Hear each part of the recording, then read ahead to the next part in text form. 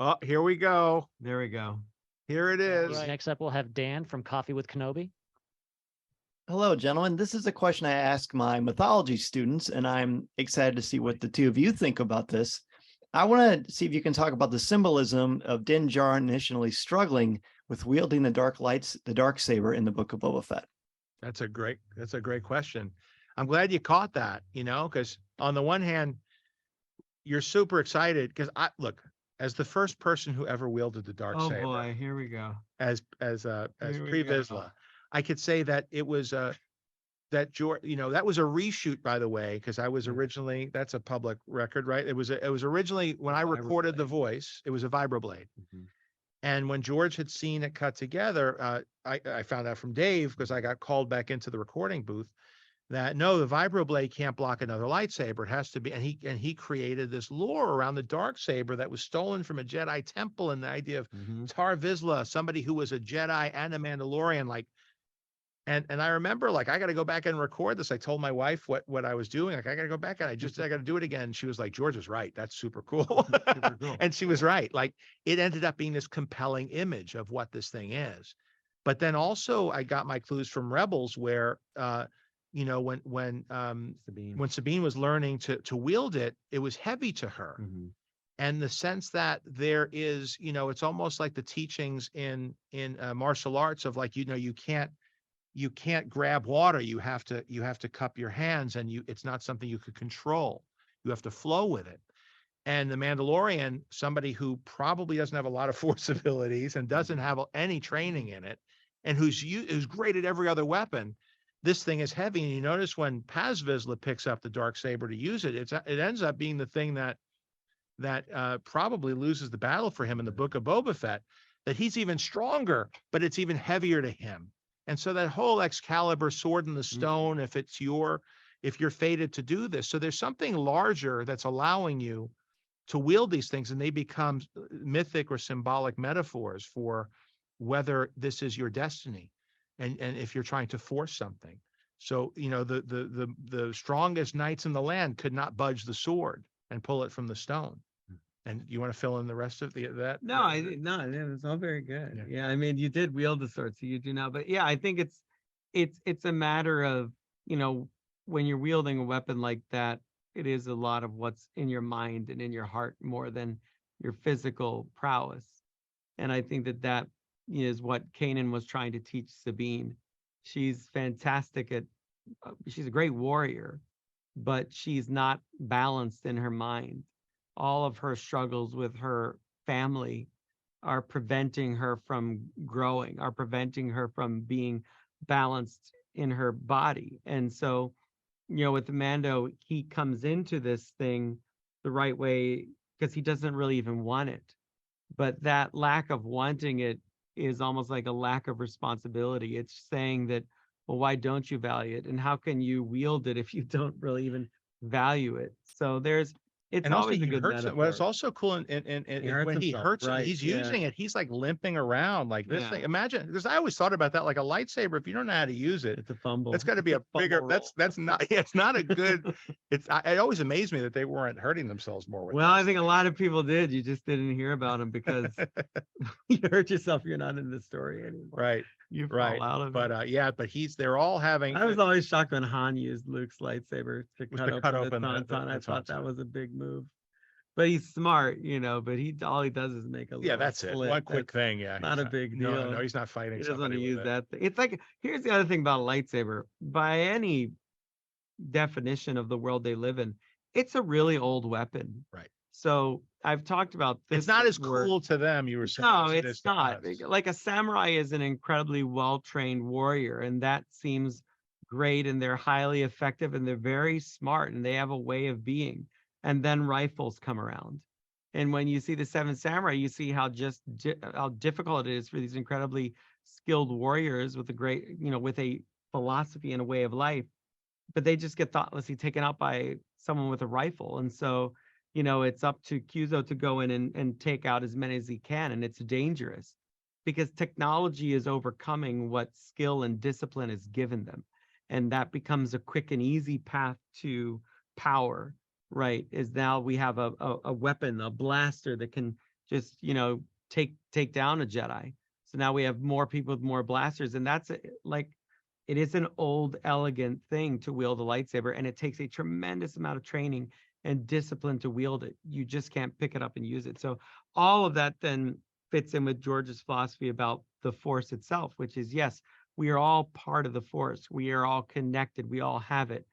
But it takes a great deal of training and discipline to understand how to wield it. And very few people have that discipline. In our own world, we see that. It's so hard to be disciplined to do things that are good for us, physically, mind, body, spirit. So it's true in the Star Wars universe as well. And this is the Star Wars Fan Site Roundtable with Rick. Dan, you're up next. Hey, Dan's there from Coffee with Kenobi. One of What's my up? favorite things about the behind the scenes of the first season, besides you wearing the J's, of course, best dressed director in Star Wars. There you go. I liked hearing about your the production and you all sitting together in that roundtable. If you could talk about your role in the production of the show and how it's evolved this season, and how does that impact your role as a director? Yeah. What's been incredible about this experience is, of course, my Star Wars fandom and geekdom has been, thoroughly expressed, but really the environment that was created by Jon Favreau and Dave Filoni as this show was coming together really set the tone for the experience of making this story, and it was so collaborative and so open, and he was so open to each director bringing their point of view to the larger storytelling, that it really created a sort of a family dynamic in terms of how these stories come together. And it didn't feel like you're sort of passing a story from one person to another, but everyone was sort of telling the same story and sort of understood it. And there was a unique way that first season came together, because we were all sort of new to the technology and sort of had to really know what everyone else was doing. That informed the process moving forward. So because it's always been that, and Jon has sort of been the one who has done most of the writing, if not all of it, it doesn't have the feel of, like, what I guess would be traditional television. So it's always felt very collaborative in that way. So as my role expanded, specifically because I was also writing, and after the first episode I directed, Jon asked me to do another episode and also write on it. I've had the opportunity to sort of be a part of his process and that process as he's been writing, and thinking about the seasons as they're coming together, and that was the case in season 2. He asked me to write an episode, and so that meant hearing and talking to him about his process and what he was bringing together, and talking to Dave and trying to make sure it all lined up as I was writing, because it wasn't like a traditional writer's room. So we all had to be aligned in what we were writing. So it helped me sort of see the overall arc of storytelling. So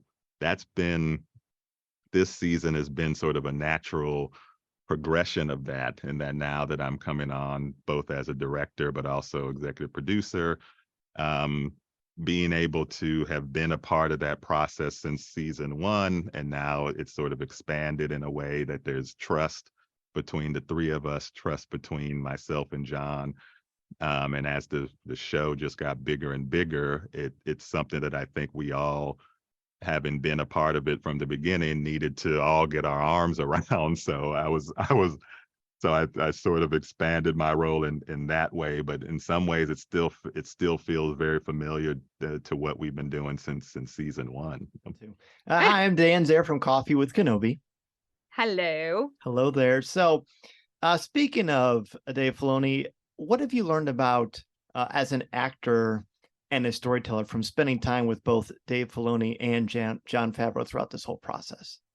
Yeah. So, I mean, talk about commitment to your work with Dave. I mean, he literally lives this. He knows this world better than anybody, probably better than George at this point. You know, and it's what he does with an absolute passion that drives him, and I love talking to him about it all the time. It's just a joy.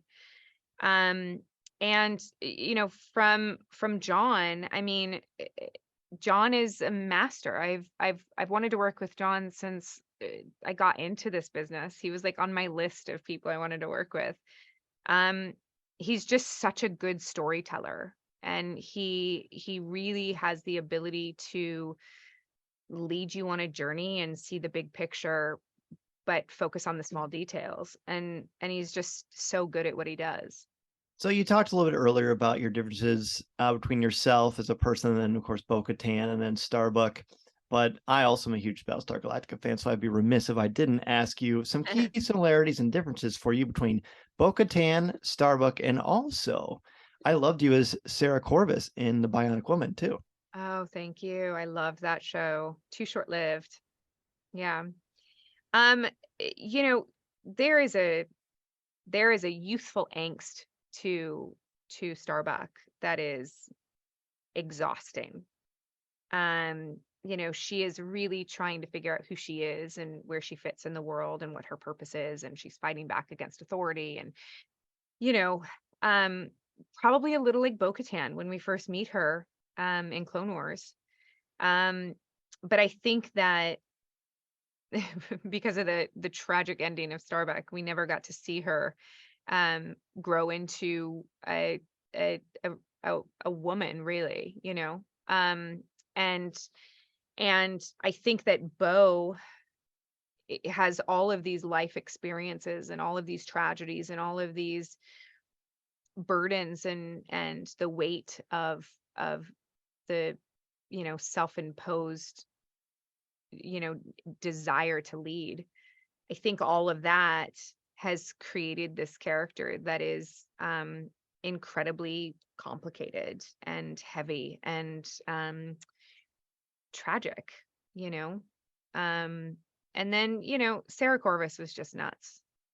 Sarah was just nuts. She was just crazy. And that was fun. Like, I loved playing her. I absolutely loved playing her. That was my first sort of like foray into superhero status a little bit, in the sense that she had superhuman strength, which was really fun to play. Thank you so much. Yeah.